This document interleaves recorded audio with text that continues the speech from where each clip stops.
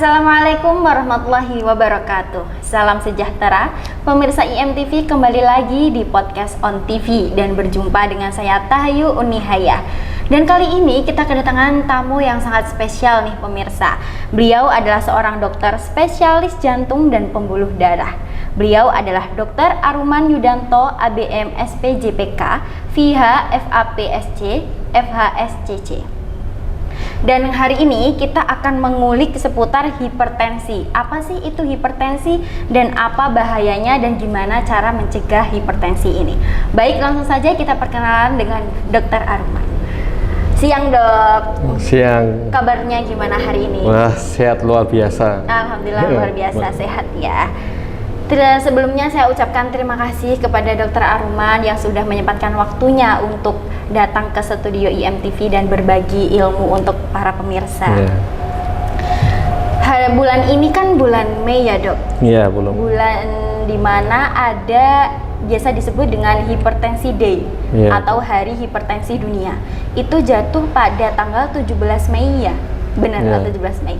Nah, untuk 17 Mei 2025 kemarin itu ada acara nggak dok di Hipertensi Day itu?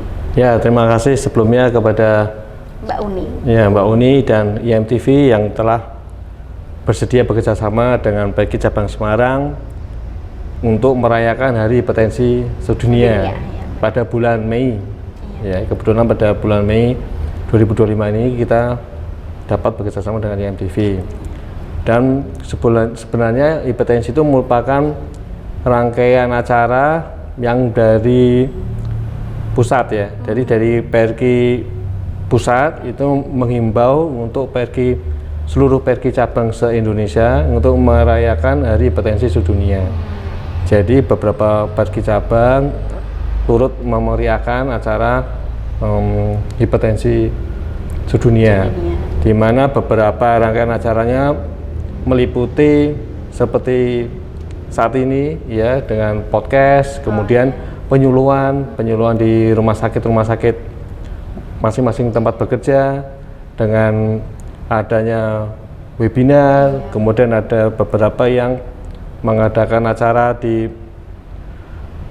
lapangan ya, di lapangan itu dengan masyarakat bekerjasama dengan yayasan jantung setempat, kemudian mengedukasi bagaimana hipertensi, pencegahannya, dan bagaimana cara mengetahuinya dan bagaimana cara pengobatannya. Jadi berarti banyak ya agendanya banyak. Kemudian ada Tribon. Jadi Tribon itu dikumpulkan kemudian terus dikirimkan untuk Tribon. Tribon berarti. Nah, mungkin pemirsa belum tahu lanjut tentang hipertensi ya dok ya. Nah, hipertensi itu penyebabnya apa sih dok? Ya, sebenarnya kalau hipertensi itu kan dikatakan ada dua ya. Jadi hipertensi yang primer dan sekunder ya. Jadi yang hipertensi primer itu yang tidak diketahui penyebabnya itu lebih banyak. Dan hipertensi sekunder itu yang diketahui penyebabnya. Salah satu yang mungkin ada gangguan penyempitan dari pembuluh darah ginjal, kemudian ada kelainan istilahnya tuh pheochromocytoma, itu ada kelainan itu yang ada penyebabnya, sehingga apabila penyebabnya diatasi bisa menurun tekanan darahnya. Ya, tetapi yang paling sering kita ketahui itu yang tidak diketahui penyebabnya. Jadi itulah yang sering istilahnya silent ya. Jadi silent, kita harus sering cek berkala. Jadi cek berkala supaya kita mengetahui apakah darah tinggi, karena biasanya timbulnya pada saat sudah ada gejala, sudah ada komplikasi. Ya, sudah ada komplikasi baru merasakan sakit, keluhannya ya. Jadi itu gejalanya bisa bermacam-macam ya. Jadi bisa menyerang ke jantung, kemudian bisa menyerang ke stroke ya, bisa menyerang ke ginjal, gagal ginjal, ya bisa menyerang kemana-mana. Ya. Berarti hipertensi atau darah tinggi ini berbahaya ya dok? Ya, itu darah tinggi berbahaya, sehingga kita perlu mengetahuinya. Jadi perlu mengetahuinya dengan sebenarnya mudah ya. Cara mengetahuinya kita cukup mendeteksi dengan tekanan darah. Iya, tekanan darah. Ya, tekanan darah. Tapi ya itu kita harus kapan kita mau kapan kita mau melakukan pemeriksaan itu. Ya. Untuk resikonya biasanya apa dok yang dikeluhi oleh orang-orang yang punya hipertensi gitu? Ya sebenarnya risikonya itu kalau ada yang keturunan darah tinggi itu juga akan berisiko terjadinya gen ya berarti ya? Ya berisiko terjadinya tekanan darah tinggi. Kemudian dari usia ya, yaitu usia juga bisa meningkatkan tekanan darah tinggi ya. Biasanya usia kisaran berapa dok? Atau? Nah, tidak ada patokan ya, tapi semakin bertambah usia risikonya semakin besar. Semakin tinggi. Untuk awalnya kan mungkin kan ada gejala-gejalanya ya. Yeah. Nah untuk gejala-gejala biar kita tahu itu hipertensi itu gimana? Ya itu biasanya gejalanya tergantung bagaimana hipertensi itu menyebabkan keluarnya di mana. Jadi misalnya kan penyebabnya bisa menyebabkan penebalan dari dinding jantung ya, karena darah tinggi yang tidak terkontrol. Kemudian bisa menyebabkan kelainan pada mata, sehingga pada mata ya keluarnya bisa pandangan kabur. Kemudian gangguan bisa pada ginjal. Ya gagal ginjal biasanya bisa kaki bengkak, bisa gejalanya bisa lemes, itu bisa seperti itu. Kemudian kalau pada jantungnya dindingnya bisa menebal, keluarnya bisa salah satunya bisa cepat lelah, tergantung komplikasinya gimana. Itu makanya yang perlu kita ketahui, jangan sampai sudah terjadi komplikasi baru kita datang ke dokter gitu ya. Berarti kita emang harus menjaga benar-benar ya kesehatan, bisa mengecek dengan cara cek tekanan darah seperti itu ya dok. Jadi gejala-gejalanya itu nggak cuman 1, 2 tapi tidak bisa gimana keluhan dari kita gitu ya. Misal dari mungkin gagal ginjal kayak gitu bisa ya. Terus kenapa hipertensi itu disebut silent killer dok? Itu karena kita sering tidak mengetahuinya. Karena kita tidak pernah mengecek tekanan darah secara berkala ya. Jadi kita berobat ke dokter setelah ada komplikasi, setelah ada keluhan, setelah ada efek dari hipertensi tersebut baru berobat. Kan kalau setelah terjadi komplikasi kan berarti sudah berefek tuh, gagal ginjal atau stroke atau gagal jantung, itu kan akan mempengaruhi kualitas hidupnya, mempengaruhi kualitas hidupnya, sehingga perlu deteksi lebih awal ya. Gitu ya. Berarti silent killer tuh kayak pembunuhan senyap gitu ya, tiba-tiba kayak kebunuh gitu ya dok. Jadi seperti ya tidak diketahui sebelumnya, tapi tiba-tiba sudah terjadi komplikasi. Nah kadang kan ada yang emang orang yang kalau nggak darahnya kalau nggak tinggi itu malah sakit. Itu gimana dok? Jadi dia tuh emang sebenarnya bagaimana kita bisa mengetahui tekanan darah tinggi ya? Jadi kita ada beberapa pedoman ya. Jadi beberapa pedoman, dan pedoman yang terbaru dari pedoman Eropa itu dikatakan darah tinggi bila lebih dari 140/90. Dan itu ada beberapa teknik cara untuk pengecekan tekanan darah. Jadi kita harus tenang, jangan kondisi kita panik atau cemas, karena salah satu perhitungan dari tekanan darah tinggi itu adalah nadi. Jadi apabila nadi cepat cenderung tekanan darahnya tinggi.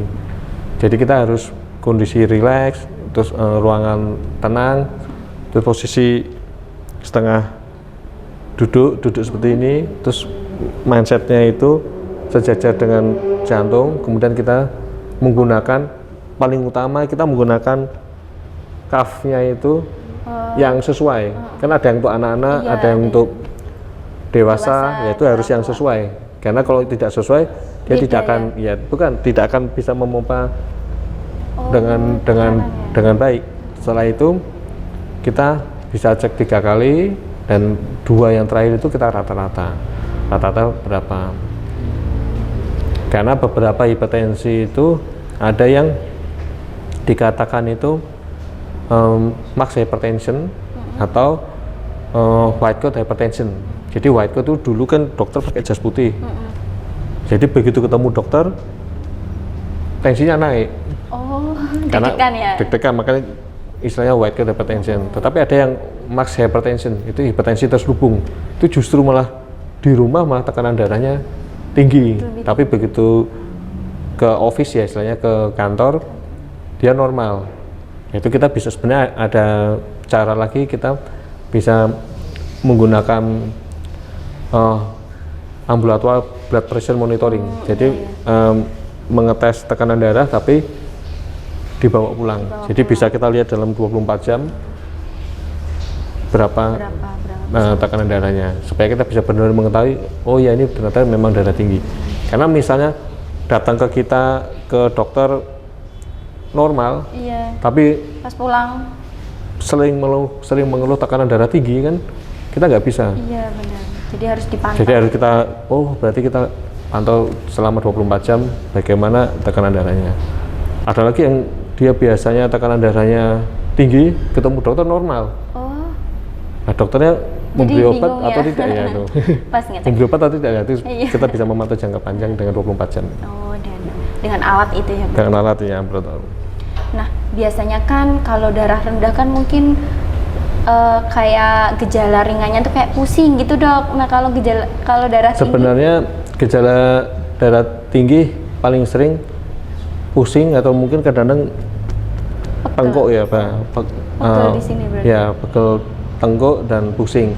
Kalau tekanan darah rendah itu berbeda. Tekanan darah rendah kan jantung akan memompa.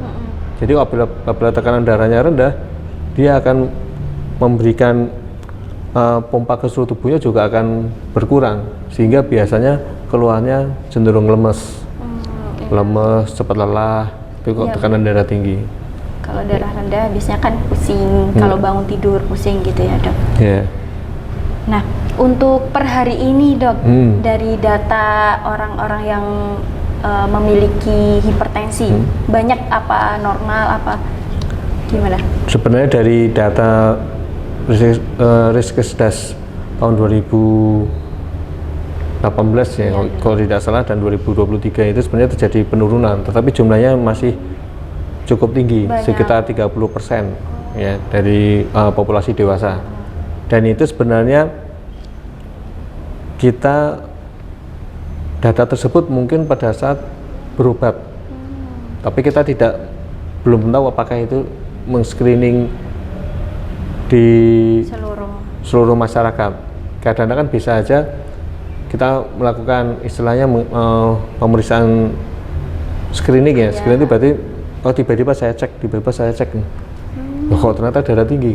Ya, itu kita harus precaution. Kadang-kadang ada seperti kayak penyuluhan itu, atau mungkin ada pemeriksaan gratis di Simpang 5 atau di mana, itu sekalian dicek, di screening. Nah, ternyata selama ini nggak pernah berobat, ternyata ketahuan tuh darah tinggi. Itu kita mungkin bisa lebih tinggi lagi datanya.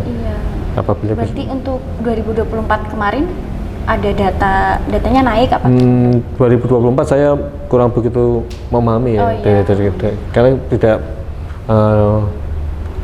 dari yang terakhir mungkin Riskesdas terakhir sekitar 30%. Ya, walaupun turun tapi angkanya masih tinggi ya, gitu. Benar. Nah, untuk hipertensi ini bisa memacu penyakit lain nggak, Dok? Kayak komplikasi mungkin atau yang lebih parah gitu? Sangat bisa. Jadi hipertensi sangat bisa. Oleh karena itu kita setiap bulan Mei selalu mengadakan Hari Hipertensi Sedunia. Jadi kita harus istilahnya awareness ya. Jadi supaya kita dapat mencegah komplikasi hipertensi. yang seperti sudah saya jelaskan tadi bisa menjadi gejala stroke, itu yang paling ditakutkan. Karena kalau misalnya hipertensi, stroke perdarahan atau stroke iskemik, akibatnya menjadi kualitas hidupnya menurun. Karena kalau stroke kan nggak bisa aktivitas seperti biasa, tidak seperti biasa. Kemudian apabila sudah komplikasi ke gagal jantung, juga akhirnya kualitas hidupnya menurun. Karena kalau gagal jantung semakin parah, jalan sebentar sesek, naik tangga sesek, jadi aktivitas mudah lelah. Kemudian gagal ginjal, kalau ada komplikasi sampai ke gagal ginjal, sudah sampai ke cuci darah, lebih parah lagi. Kan kalau kita melakukan pengobatan dengan baik, harapannya tidak terjadi komplikasi lebih lanjut akibat dari darah tinggi. Berarti sebenarnya hipertensi ini bisa diobati ya dok, tapi bisa diobati. Orang-orang yang nggak aware sama dirinya sendiri jadi bisa jadi penyakit yang lebih ya itu parah. Mungkin yang lebih pentingnya lagi mungkin karena beberapa justru sering menanyakan ya, dok kalau minum obat-obatan terus apa nggak ginjalnya rusak?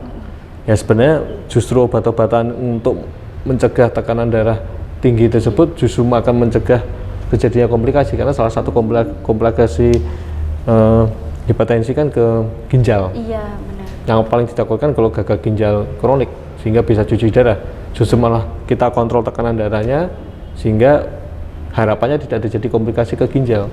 Tapi yang di masyarakat selalu menanyakan, ya kok kita minum terus apa enggak? Rusak. Ginjalnya malah rusak. Berarti sebenarnya ya walaupun mungkin orang ngira kalau minum obat itu bikin rusak ginjal, tapi kan itu sebenarnya pengobatan ya dok ya, buat hipertensi itu. Oleh karena itu perlu pemeriksaan rutin ya. Jadi supaya ya jangan sampai kalau tekanan darahnya rendah kita minum obat juga nggak baik ya. Tapi tekanan darah tinggi kita nggak minum obat juga nggak baik juga kan. Ya. Berarti emang harus sering-sering diperiksa, dicek ke dokter gitu ya. Nah untuk gimana caranya agar tekanan darah kita itu normal dok, kan mungkin banyak itu, ya yang belum tahu. Ya itu ada ini ya istilahnya kayak pencegahnya ya. Jadi kalau supaya tahu tekanan darahnya supaya terkontrol ya, jadi pertama ya kita cek tekanan darah ya, cek tekanan darah secara berkala. Kemudian kita bisa menyakan rokok ya, itu salah satu yang menyebabkan itu juga rokok, baik rokok elektrik atau rokok yang tidak elektrik ya. Kemudian rajin aktivitas fisik ya, rajin olahraga ya, itu juga bagus. Kemudian diet seimbang ya, diet seimbang, jadi diet rendah garam itu yang paling penting. Kemudian bisa buah-buahan, sayur-sayuran itu juga baik. Kemudian setelah itu kita bisa kelola stres ya, jadi jangan stres ya, jangan banyak pikiran, jangan banyak pikiran, jadi kelola stres ya. Iya. Berarti terus kan ini sebenarnya ada nih di sini nih, mana nih, ya nih cedik nih. Oh iya. Sama istirahat cukup nih ya. Oh iya, berarti ini kan cedik nih kan, cek kesehatan secara rutin, enyahkan asap rokok, rajin aktivitas fisik, diet seimbang, istirahat cukup, dan kelola stres untuk mencegah hipertensi ya dok. Nah sekarang kan anak-anak muda kan udah pada melek akan olahraga atau mungkin beraktivitas. Nah itu rentan nggak sih dok anak-anak muda, usia muda itu untuk? Ya itu beberapa yang disarankan memang olahraganya olahraga yang rileks ya. Seperti jadi apa dok? Jadi seperti jogging, bisa boleh lari, running, kemudian swimming itu ya diperbolehkan dan disarankan bervariasi. Ada yang mengatakan 30 menit hingga 60 menit ya, itu tiap hari. Kemudian dalam seminggu bisa 5 sampai 7 kali. Jadi bisa 5 sampai 7 kali, bisa 30 sampai 60 menit. Jadi dalam satu periode itu bisa 30 menit, bisa 60 menit, kurang lebih nih 5 sampai 7 hingga 30 sampai 60 menit.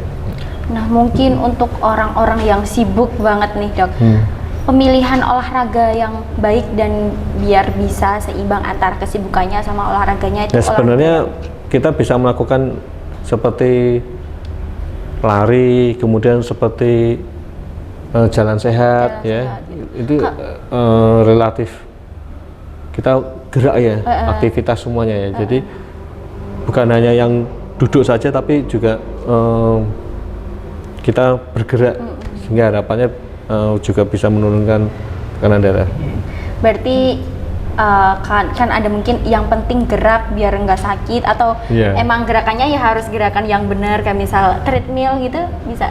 Oh, treadmill itu bisa untuk ini ya, bisa untuk mengetahui. Jadi misalnya ada salah satu contoh, misalnya darah tinggi, itu paling sering darah tinggi, kemudian ada keluhan nyeri dada. Oh, dadanya tidak nyaman. Kita bisa melihat apakah ada curiga ada penyumbatan dari pembuluh darah koroner atau tidak. Kita bisa melakukan dengan treadmill. Bedanya kalau treadmill itu kita pantau ya. Kalau olahraga yang biasa kan kita nggak ada yang memantau nadinya. Mungkin ada yang smartwatch ya. Tapi kalau di treadmill kita ada EKG-nya, kita pantau. Jadi kita bisa melihat, oh iya ini ada curiga penyempitan atau tidak, ada gangguan irama atau tidak. Berarti olahraga emang penting ya. Betul. Baik dok, kita jeda sejenak. Untuk para pemirsa IMTV jangan kemana-mana, karena kita akan segera kembali dan tetaplah bersama kami.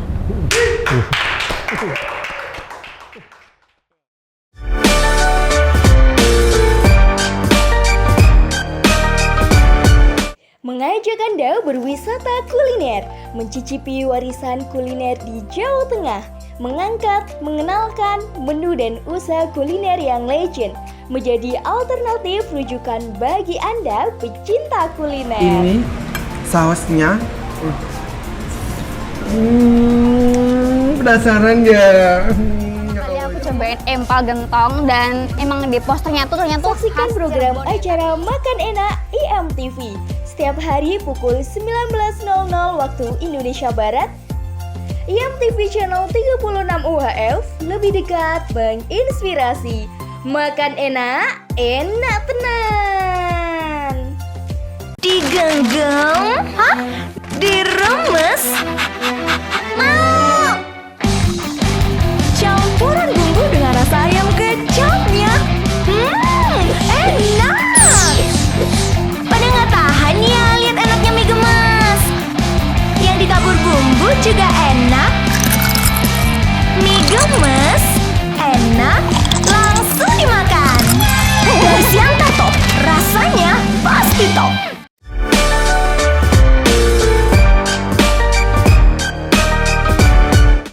Baik pemirsa, kembali lagi dengan saya Tahyu Nihaya dan bersama Dr. Arman tentunya, dan di sini kita nanti akan mengulik lagi tentang hipertensi.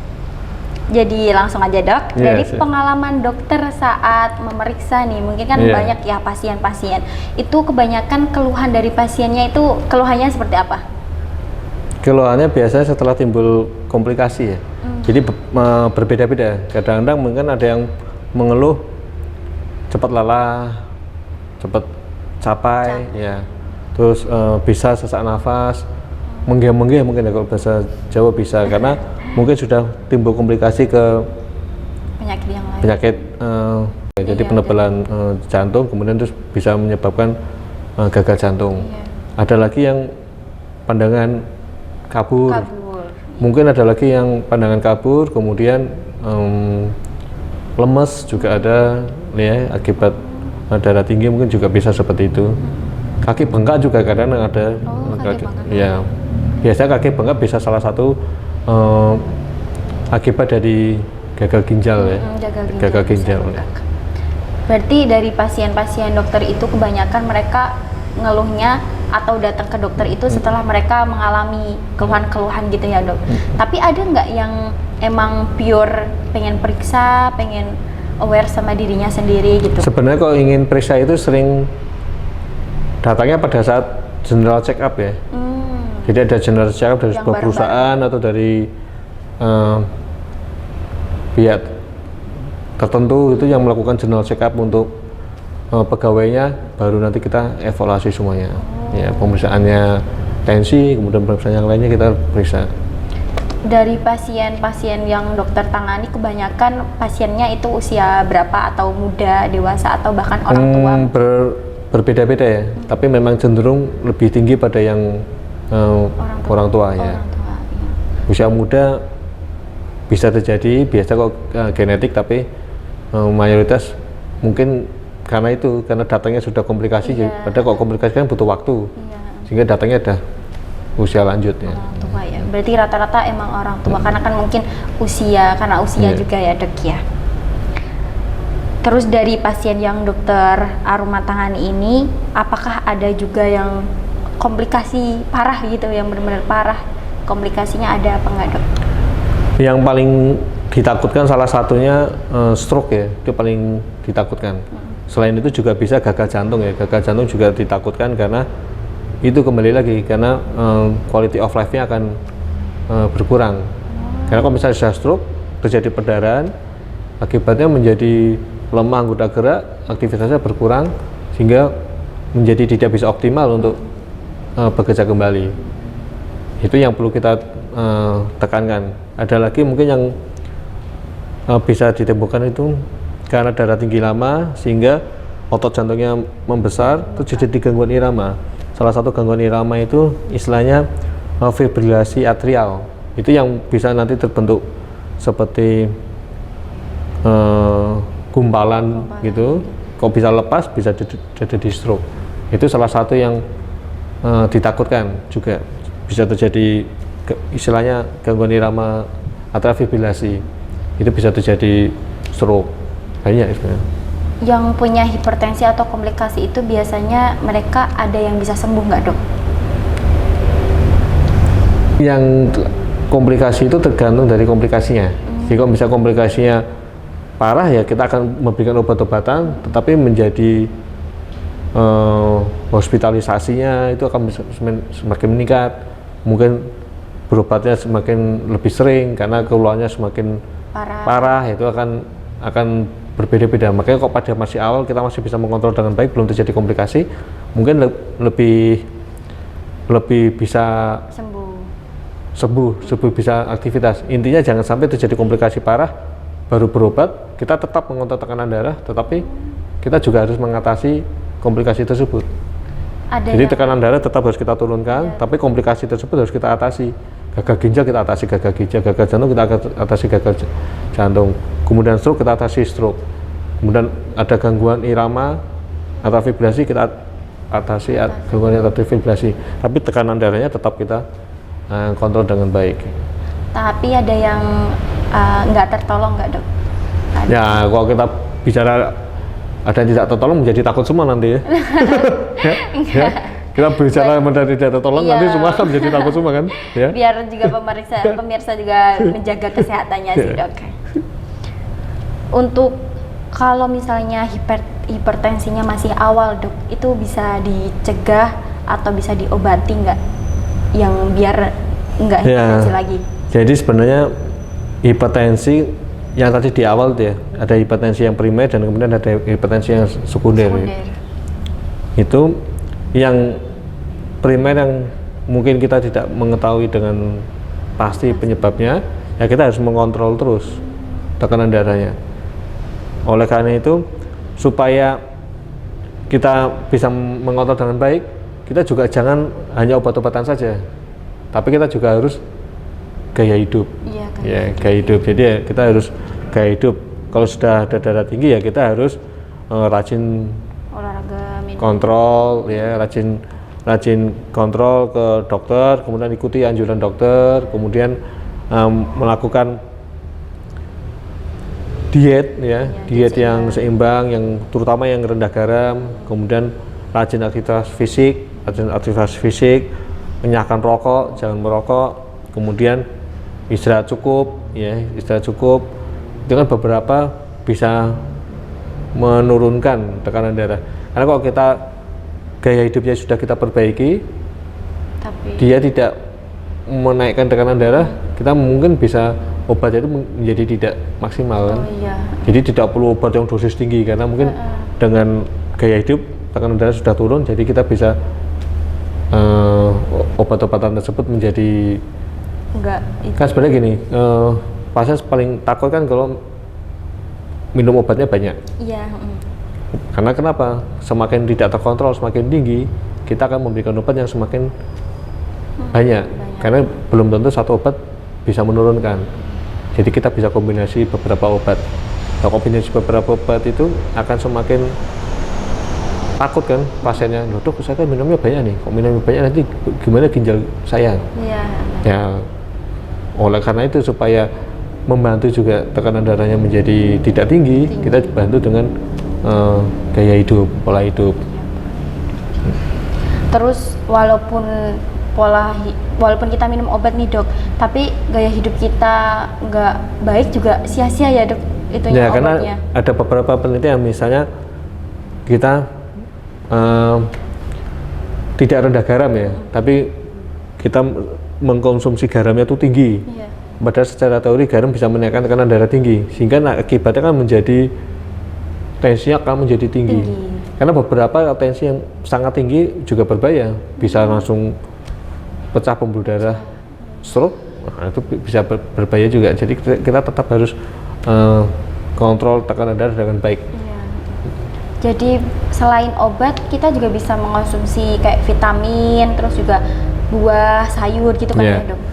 Jadi yang disarankan buah-buahan bagus, sayur-sayuran, kadang menyarankan kacang-kacangan Iya, ya. kacang-kacangan. Yang tidak boleh ya jelas ya itu merokok itu dihindari, kemudian asin dihindari. Kalau manis dok? Masuk? Manis tidak ada hubungan secara langsung dengan darah tinggi ya. Manis biasanya dengan diabetes ya. Iya, dia. Yang beberapa di pedoman-pedoman itu mengatakan garam ya, asin yang menyebabkan peningkatan tekanan darah tinggi. Terus buah apa dok atau sayuran apa yang bisa kita konsumsi? Ya sebenarnya asal ini ya semua tuh asal tidak berlebihan ya. Iya. Jadi kalau misalnya segala sesuatu berlebihan juga tidak baik Nggak ya. baik, ya. Kita seperti air putih ya, air putih ini kan baik Bagus, juga ya. baik. Tapi begitu kita minumnya Kebanyakan juga nggak baik kan. nggak baik. Jadi segala sesuatu harus secukupnya lah. Iya. Berarti semua buah, semua sayuran itu juga bisa kita konsumsi ya dok buat mencegah hipertensi itu. Jadi nggak ada buah khusus atau sayur khusus gitu. Ya beberapa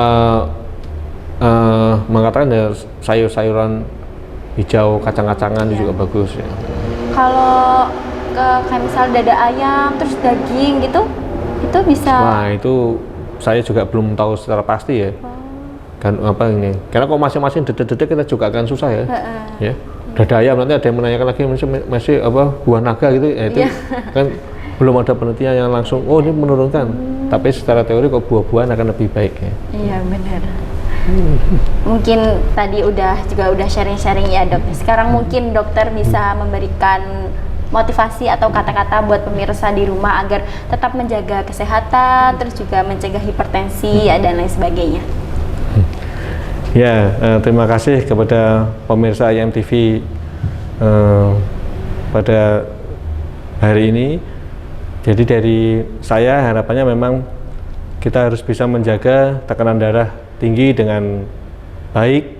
Kita harus mengecek tekanan darah secara berkala dan kita dapat melakukan beberapa pencegahan. Salah satu pencegahannya adalah dengan diet rendah garam, kemudian rajin berolahraga, istirahat cukup, enyahkan rokok ya, jadi berhenti merokok dan melakukan aktivitas fisik dengan baik.